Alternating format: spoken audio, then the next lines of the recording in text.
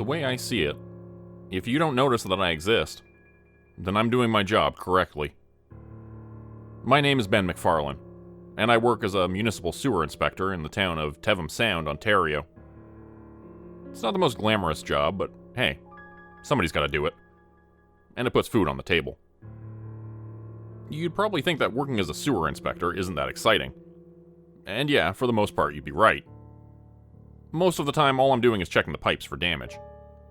Unless there's a reason for me to investigate a certain area, most of what I do is routine inspection, which helps ensure that the sewers remain in good working order. Trust me, nobody wants to see what happens when they aren't. Thankfully, a lot of what I do can be done without me needing to crawl through pipes. I can use a small camera to help me do the inspection. But with some of the larger pipes and cisterns, I need to actually go inside and take a look. It's never the best part of my day, but like I said before, somebody's got to do it. Going down into the tunnels is always a little unnerving. Part of it is the claustrophobic atmosphere, and part of it is the knowledge that you're basically standing in a river of literal human waste. I can deal with it now, but back when I started, the smell alone was darn near impossible to deal with. Ask most sanitation workers, and I'm sure they'll have stories about what they found in the sewers before. Heck, most of it isn't even stuff that people flush down the toilet. It's the stuff that people drop down manhole covers, or the stuff that gets washed into the sewers by the rain. Dead animals are surprisingly common, as are kids' toys. I found an entire bicycle in the sewer once, and I've got a buddy who found a loaded gun down there. Someone probably thought they'd get rid of it by tossing it in the sewer. Someone was wrong. But all of the strange things I've experienced during my time working in the sewers, none of it compares to the stuff I see in the pipes on the southeast side of town. The things down there, I don't usually like to talk about them. Heck, I might not even be legally allowed to talk about them. I guess we'll find out, won't we? I've had a few drinks tonight and I'm feeling particularly chatty, so why not spill the beans? Hey, maybe somebody out there will tell me something I don't already know. I'd been on the job for about a year or so before getting sent to the southeast side of town. It's closer to the lake and the downtown area, so there's some deeper pipes there. I'd figured that was the reason why they only ever sent certain people down there. I'd heard that those tunnels were old and a little labyrinthian. Anyone who doesn't know what they were doing could easily get lost. But after we got hit with a particularly nasty rainstorm back in summer of 2013, they needed to send someone down to check on some sensors, and I just so happened to be one of the guys who was available. A bad rainstorm can push a sewer system to its limit, so it wasn't really that surprising that we'd gotten that kind of call, and at the time, I didn't think there was anything strange about it. My supervisor told me to head on down toward the pump house on the southwest side of town, like it was any other priority inspection, and I went along with no questions asked. It was a few streets away from downtown. I'd seen it before, but never had a reason to go inside up until then. I was working with a couple of other newbies at the time. A guy by the name of Stuart Long, who'd only been on the job for around 3 months or so, and another guy by the name of Thomas Opanui, who'd started around the same time that I had. We'd arrived at the pump house, and when we got there, we noticed another team waiting on us. This wasn't too shocking either. Depending on the size of the job, they might have sent some other guys in to help us handle it. The guy in charge was an older man who looked to be pushing 60. He had sort of a Santa Claus on summer vacation look, with white hair, a short white beard, a big beer belly, and no-nonsense expression. He watched us get out of the truck with a look of stern disapproval, before huffing and trudging over to us. "Where's the usual fellas?" he asked. "I don't know. Out. They called us," I replied. He didn't seem to like that answer, but didn't say anything in response to it. "You ever worked on the southeast approach channel before?" he asked. "Yeah, we've been in the ones on the north side of town," I said. "That's not what I asked, kid. You ever worked in this one before?" Something about the way he asked the question struck me as a little odd. I'd worked in an approach channel before. I knew the drill. What did it matter which one I'd worked in? For the unenlightened, an approach channel is a cistern filled with wastewater. They feed into a deep tunnel which feeds into a water treatment plant, and they're considered to be fairly dangerous due to their depth. If you fall off the ladder on your way down, you're in for a long drop into a biohazardous lake, unless you're properly tethered. and there's harmful gases that can accumulate in them. Standard operating procedure is always to test the air before entering one, just to make sure that it's even safe to breathe down there. Being reckless while going into an approach channel is a recipe for disaster, and I would have understood if the man was concerned about us not having dealt with one before. But the way he spoke to us implied that this one was different somehow, which didn't make a whole lot of sense to me. "What's the difference?" I asked. "Same procedure, right?" "No, not the same procedure. We need people experienced with this approach channel. These channels are a little different than what you're used to." "Look, the boss sent us here, so I'm sure we'll manage," Thomas said. "You can just show us what we need to know." The old man didn't respond to him. He just shook his head and turned away. "I'm going to call this in and clear it with the boss first. You three don't move until I get back." I traded a look with both Thomas and Long as the old man trudged away. He said something to the two guys who were with him before getting back into his truck to make a call. Part of me was obliged to try and just get to work. But looking at the other two guys that the old man had with him, I had a feeling that they'd try to stop me. One of them, another older guy with a receding hairline and a bushy mustache, was watching us like a hawk. So we waited. After a few minutes, the old man got out of his truck again, said something to his buddy with the mustache, and trudged back over to us. "Bad news, fellas. Looks like our usual company's retired. Guess you're the replacement." "So we can get to work?" I asked. "Yeah, we can get to work," the old man said. "Come on, let's get going." With that, he turned and led us into the pump house. "Suppose I might as well introduce myself. Name's Troy. My colleagues here are Craig and Peter." He gestured to the two men who were with him, Mr. Mustache, who I assumed was Craig, and the other guy who looked to be in his mid-30s and had sunken eyes, as if he hadn't slept in a few days. The one who I assumed was Craig just gave us a nod, while the guy I figured was Peter gave a lazy half-wave before they followed us into the pump house. "So, if you don't mind my asking, what's so special about this channel?" I asked. "I guess you're going to be seeing for yourself soon enough," Troy replied as he started down a set of stairs. "The guys you're replacing, well, Guy, a fellow named Tom, he always had a set of rules for working down here. He passed them on to me and Craig when we started. We passed them on to Peter. I guess it's time we passed them on to you too." "Rules?" I asked. "What kind of rules?" "The kind you listen very, very closely to, kid." Troy looked back at me before his eyes shifted to Thomas and Long behind me. "Very, very closely." He descended the rest of the way down the stairs, where there was a hatch in the concrete floor beneath us, along with a large locker on the far side of the room. "Rule number 1, Troy began. You don't enter this part of the sewers alone. You stay in a group of at least 3 to 4 at all times. No more, no less. Too many and it slows you down. Too few, you might not make it back at all." He trailed off, watching as Craig cracked open the hatch to test the air inside. "Rule number 2. You do not enter this part of the sewers without a gun and a radio." He opened the locker on the far side of the room, and I was taken aback to see a collection of several handguns inside, along with boxes of ammunition and one shotgun, in amongst the usual PPE. Troy clipped one of the guns to his belt, along with one of the other radios, before handing a pair off to Peter and looking at us.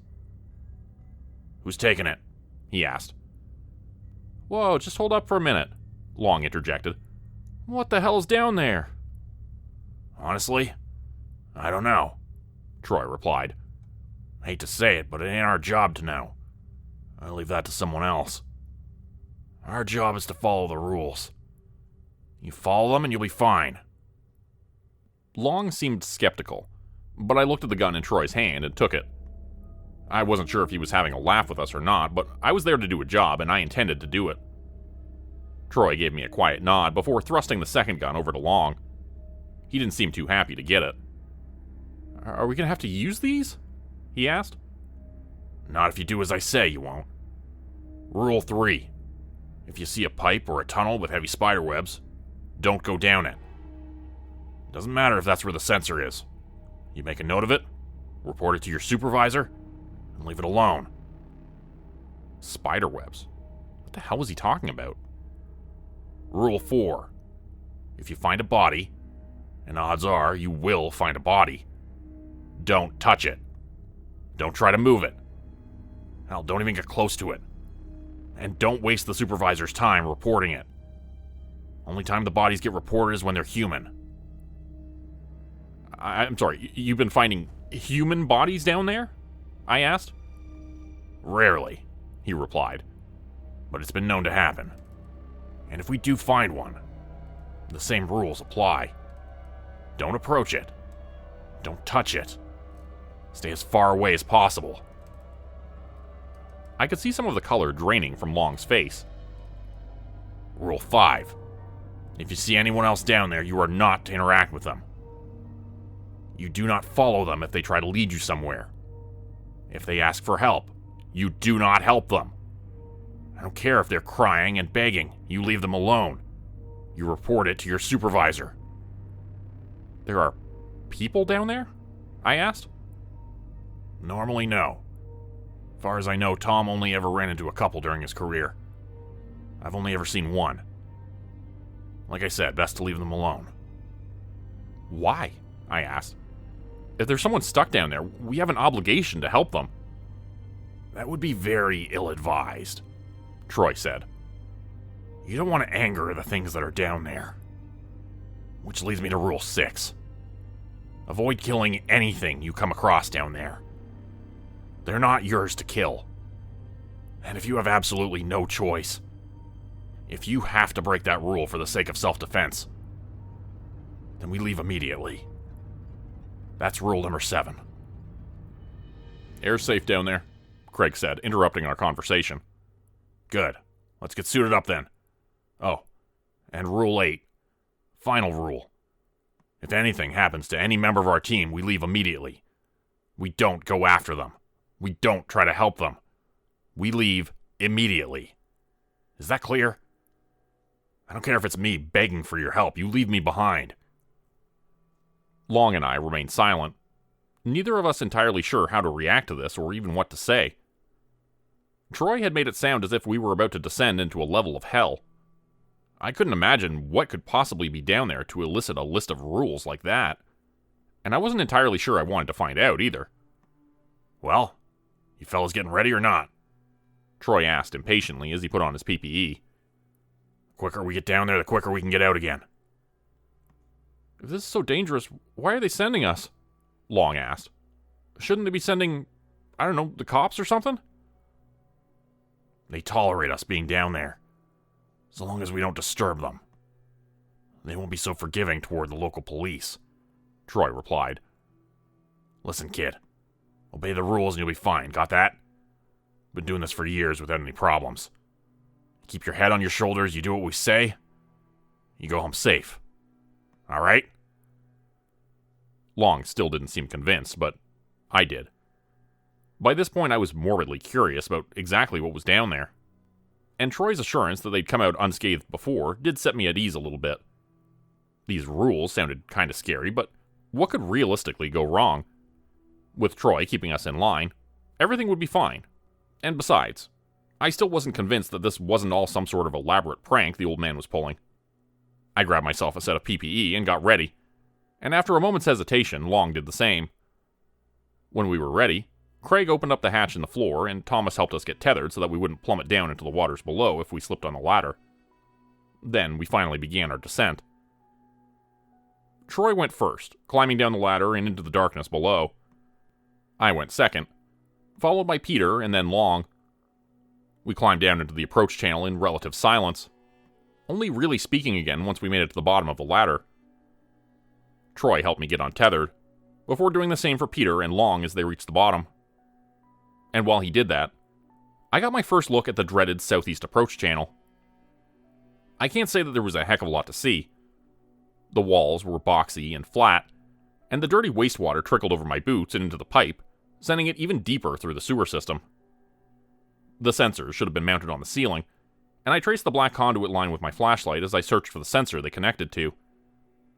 Peter and Long stayed back as Thomas and Craig lowered our tools down after us. while Troy came up behind me. "Should be quick work," he noted. "Rain doesn't seem to have done much in here. Water level's still fairly low." I saw his flashlight shift upward toward the ceiling, before he spotted the sensor. He trudged through the water to get closer to it, and I followed him. "No external damage," I noted. "Conduit lines look good too." "Yeah, we'll run our tests and get out of here," Troy said. "Approach channel's usually pretty safe." "Usually." "Usually?" I asked, and Troy pointed his flashlight up toward a set of silky spiderwebs hanging from the ceiling, a few feet behind the sensor. "They don't typically come up here, but every now and then you might find some proof of some young ones trying to get into the pump house." I looked over at him. "They try to break into the pump house?" I asked. "Did they ever get in?" "Not that I've ever heard of. Can't imagine they'd stay long if they did. Nothing to eat in there." "What exactly are they?" I asked. "And don't you tell me that's not for us to know. You've seen them, right? What do they look like?" Troy had started to answer, when suddenly I heard Long screaming and swearing up a storm. Both of us turned to look, just in time to see something large skittering up the wall beside him. I only caught a brief glimpse of it, but it seemed to be roughly the size of a dog with more legs than I could count. Long stared at it with wide, horrified eyes as he fumbled with his gun, before pulling it free. I saw Troy's eyes widen before Long fired 5 times. Only 1 or 2 of the bullets actually hit the target. I heard Peter cry out in pain and grab at his arm before falling, and whatever it was that Long had actually been shooting at collapsed into the shallow water, its pale body twitching violently. "What did you just do?" Troy demanded, running over to Peter's side. "It was coming for me," Long protested, before noticing what he'd done to Peter. I saw his eyes widen in horror. "Oh no, no, I didn't..." "Rule 6. You don't kill anything down here. You leave them alone and they leave you alone," Troy roared before his attention returned to Peter. "How bad is it?" "Just a scratch, boss. I think I got hit by the ricochet," Peter said, as Troy inspected his wound. I've never seen a gunshot wound before, but there was a lot of blood for it just to be a scratch. "We'll get you topside," Troy said, "and come back down tomorrow with someone who knows how to follow the rules." He shot Long a death glare before his radio crackled to life. "Troy, everything good down there?" Craig asked. "No, it isn't. One of the newbies got jumpy, shot at a centipede," he huffed. "Put a hole in Peter in the process. Think you can reel him back up?" "Yeah, sure thing. Hook him up. Thomas and I will bring him topside." Troy quietly hooked Peter up to the line before helping him onto the ladder. "You take it easy on the way up. We'll get that checked out," he promised. "Thanks, boss," Peter said quietly. Troy's attention returned to Long next, as he fixed him in a death glare. "You. Up the ladder behind him. And you." He looked at me, his expression softening just a little. "Behind him. I'll go up last." Peter started to meekly climb the ladder, although it seemed like Craig and Thomas were doing most of the work, hoisting him up rung by rung. Once he'd made it part of the way up, Long started to hook himself up to climb behind him. Although before he could hook himself in, I saw him pause for a moment, staring at Troy. "What is it?" Troy asked before pausing. Long craned his neck a little, his hand moving down to his gun again. And it was then that both Troy and I realized that he hadn't been looking at Troy. He'd been looking at what was behind him.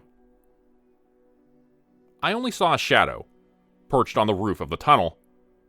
But that was all that Long needed to see before he started shooting again. "Don't!" But by the time Troy had gotten the word out, that trigger-happy idiot had already started shooting again. And this time, the thing that came for him didn't drop dead. Instead, it launched itself off the ceiling of the tunnel, crashing into the ground a few feet away from me. "Wait!" Troy tried to protest before the thing in front of us knocked him aside, dashing him against the wall. Long scrambled away, retreating deeper into the tunnel while Peter frantically tried to unholster his gun. Troy, what's going on down there?" I heard Craig calling over the radio. "Troy, anyone, respond!" The shape in front of us turned, looking over at me and Long. 8 eyes shone in the darkness, and though I could only see a shadow of the creature before us, I saw enough. It had a body like a spider, with 8 long, chitinous legs. Only its body was much larger than any spider I'd ever seen before. Much, much larger. This creature was almost the size of a small car, but it wasn't its size that terrified me. It was the humanoid torso coming out of the front of it. The 2 arms that ended in razor-sharp claws. The snarling mouth that made noises that sounded almost human. When this impossible thing looked at us, I saw real intelligence in its eyes. It was studying us, trying to determine how much of a threat we were. Long kept his gun trained on it, hands shaking violently. I knew that he was going to shoot again, and hoping not to anger this thing, grabbed his arm, trying to force his gun down. He jumped the moment that I touched him, giving me a hysterical look. "Don't," I snapped. "You're just gonna piss it off." The spider took a step toward us, hissing as it did. Long pulled away from me. "Stu." I tried to call his name, but Long had already made his choice and sealed his fate. He'd opted to fight this thing. And so, like the fool he was, he shot at it again. The spider lunged for us. I ran. Long didn't. He only had enough time to scream before it pounced on him.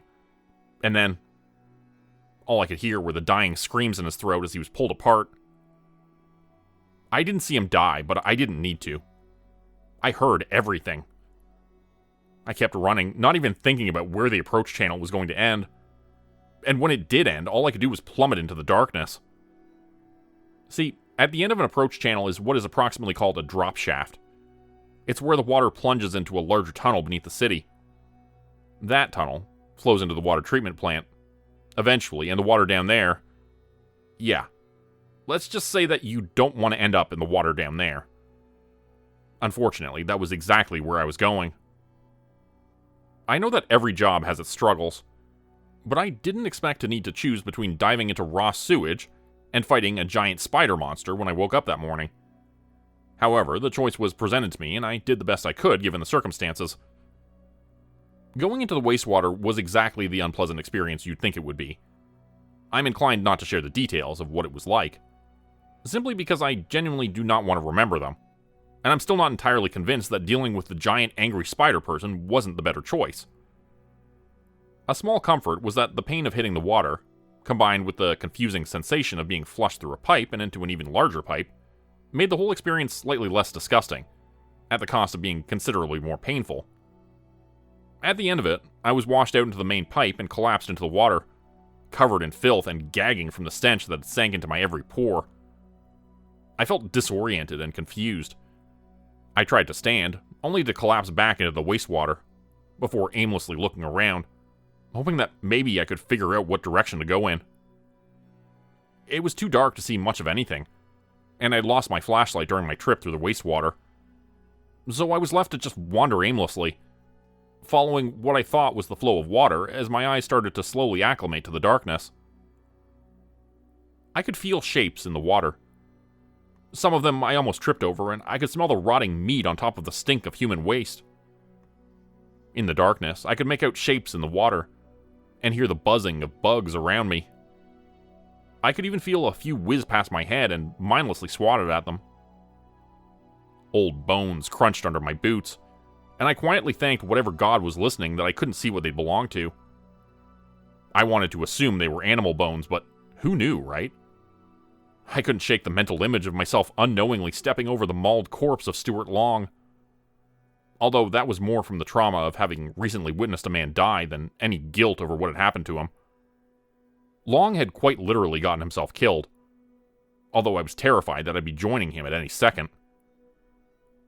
I kept listening in, half expecting to hear spider legs creeping up behind me. But it was impossible to tell if I was alone or not in that darkness, and with the bugs buzzing past me. If there were anything after me, I truly would not know until after it had pounced. Still, I knew I couldn't afford to let the fear get the better of me. So I just kept walking, hoping that maybe if I did, I'd somehow find myself at the water treatment plant, and maybe then I'd get some help. Maybe. As I pressed on, I noticed a light ahead of me, and picked up the pace, hoping to God that I'd finally found my way out of this mess. But as I drew closer, I became very aware that whatever the source of that light was, it was not from the water treatment plant. In fact, I wasn't entirely sure what it was. My first thought was that it was a fatberg, which is a solid mass of waste matter formed by an unholy mixture of wet wipes, grease, oil, and every other piece of garbage people tend to flush down their toilets. But the longer I looked, the less certain I was about that. Fatbergs usually didn't have lamps embedded in them. Fatbergs usually didn't have thick spider webs clinging to them. Fatbergs didn't usually lead into a separate tunnel into the earth large enough for me to walk through. And finally, fatbergs didn't usually have dead deer protruding from them, let alone dead deer with other bugs living in them. God, the sight of those corpses, the way the bugs crawled through the rotting flesh and exposed bone, the empty, hollow eyes, it was almost too horrible to look at. And I swore that I could see things inside the corpses. Honeycombs of some sort. And the bugs who crawled around them almost looked like bees. Was something cultivating some kind of bee in these things? I thought back to Troy's rules. Rule number 4. If you find a body, and odds are you will find a body, don't touch it. Don't try to move it. Hell, don't even get close to it. And don't waste the supervisor's time reporting it. Only time the bodies get reported is when they're human. Suddenly, that made a little more sense. If those spider things were cultivating something in these bodies, of course we shouldn't touch them. And if they were cultivating their food in the sewer... I paused before staring down the tunnel that the corpses sat near the entrance of. Dull lamps illuminated it as it wound down into the earth, and I could see several pale centipede things that looked a lot like the creature that Long had shot to get us into this mess in the first place. These things must have belonged to the spiders too, although whether they were some sort of guard dog or another thing they were farming was hard to say. I took a step away from the tunnel, before looking back to make sure that I was well enough alone and trudging onward. And that was when I heard the slow rustle of movement. I paused, feeling a chill run through me as the imminent reality of my own death dawned on me. Slowly, I turned, just in time to see a dark shape descending from the ceiling. A fresh set of eyes settled on me, narrowing as they studied me. I put my hands up, hoping that it might understand the gesture of surrender as slowly it drew closer to me. I wasn't sure if it was curious or looking to murder me, and at that point, I don't think it really mattered. I wish I could say that I faced death with dignity, but I'm going to be honest. I didn't. I sat there, quivering and praying to whatever God would listen that it wouldn't kill me. And then, I heard a voice. Leave that one. He's with me. Troy? I saw a figure emerge from the tunnel in the wall. And against all logic, somehow, it was Troy. He had a hell of a goose egg on his head from where he'd been hit earlier, but he was alive. He stepped between me and the spider person, arms outstretched. With me, he repeated firmly. The spider stared down at him before huffing and turning away. I watched as they disappeared down the nearby tunnel, and Troy watched them go before quietly turning to me. Good Lord, boy. I am shocked to see you're still alive. What just happened? Was the only thing I could stammer. You can talk to them? Some of them. I've been down here for long enough that they know me. Know I'm not a threat. But they ain't too happy with us right now. So what you're gonna do here is get up, follow me, and I'm gonna get you out of here. How do you even know they're gonna let us leave? I asked. Troy's expression soured. Had to pay him off, he admitted. Let them keep what was left of your friend. They considered it a fair trade so long as we leave. Now let's go. I didn't ask any more questions. After I made it out of the sewers that day, I ended up in the hospital alongside Peter. I had some minor cuts and bruises, a burning rash over most of my body from all the sewage I'd been crawling around in. But I was still alive, and I figured that had to count for something. Nobody said a word about what happened to Stuart Long down in the sewer. He got written off as a workplace accident, and they never even tried to recover his body. I suspect what's left of him is still down in the sewers even now, feeding whatever it is that those things down there are cultivating. Although I've never seen the body myself. Yes, I have been back down beneath the southeast side of town. The next time they needed someone to go, they sent me and Thomas along with Troy, Craig, and Peter. We know what's down there, and we know how to deal with them after all. My second visit to those sewers was a lot less eventful, and most of my subsequent visits haven't been all that eventful either. Over the years, I've gotten better at dealing with the spiders. They're not the most friendly folk, and I know all too well that if you cross them, they'll rip your guts out before you even realize that you're dead. But so long as you follow the rules and leave them alone, they're content to live and let live. They can even be reasonable to an extent. We've had a few small incidents over the years, but nothing like the one that Long caused. Odds are, when Troy and Craig retire next year, Thomas and I will be training the next group on what to do when you're down beneath the southeast side of town. So, in preparation for that, I've made a point to keep a copy of Tom's rules in the pump house. I also keep a picture of Stuart Long in there. Not as a memorial, and not out of spite either. Just a grim reminder of what can happen when you don't follow the rules.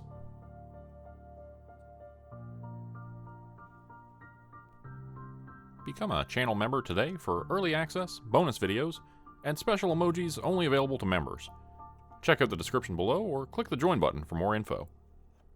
If you'd like another way to help support the channel, please consider joining my Patreon page at patreon.com/JordanGroupeHorror. As a patron, you'll get access to bonus videos and content. You'll be credited at the end of every video going forward, and if you decide to stay for 3 months, I'll name a character after you which will be featured in a Hollow's End story.